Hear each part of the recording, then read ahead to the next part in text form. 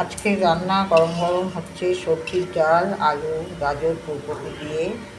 আর থাকছে এখানে বেগুন ভাজা, আলু ভাজা, আর হচ্ছে পেঁয়াজি,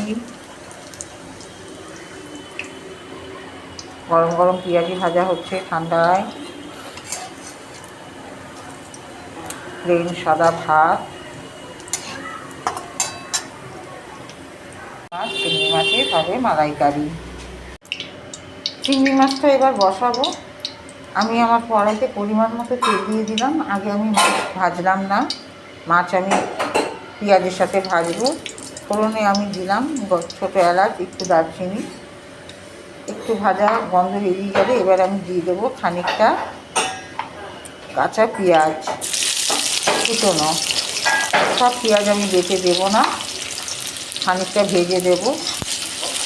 তো এই পেঁয়াজটা হালকা ভাজা হতে হতে আমি মশলার জোগাড়টা করে নিই। বাটা মশলা আমি যা দেবো এতে, একটু লাল লাল পেঁয়াজটা ভাজা হবে, তারপরে এতে আমি দেবো চিংড়ি মাছ।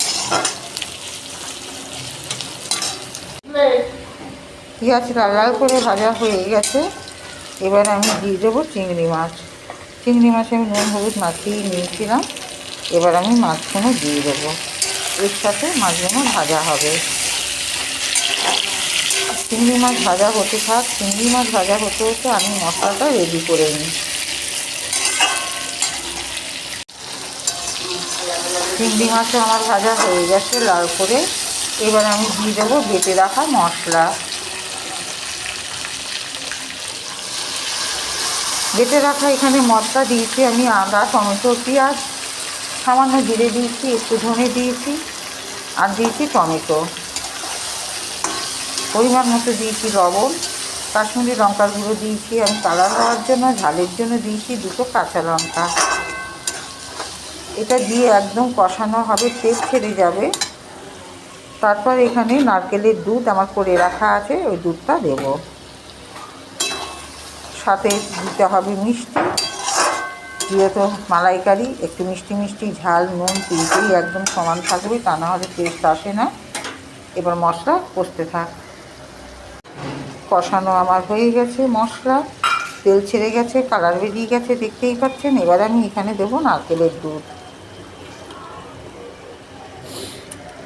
নারকেলের দুধটা দিয়ে নেড়ে চেড়ে একটুখানি দেবো শাহি গরম মশলা দিয়ে, এবার আমি গ্যাস অফ করে 10 মিনিটের জন্য দমে রেখে দেবো।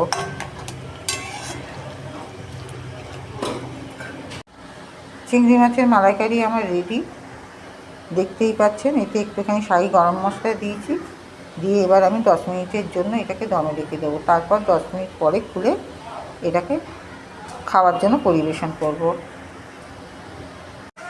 এই ছিল আমার আজকের রান্না। আমার এই রান্না যদি ভালো লাগে লাইক দিয়ে পাশে থাকবেন। যারা যারা আমার রান্না দেখেন ধৈর্য সহকারে, ছোটোদের আমার অন্তর থেকে অনেক অনেক ভালোবাসা, আর বড়দের আমার প্রণাম।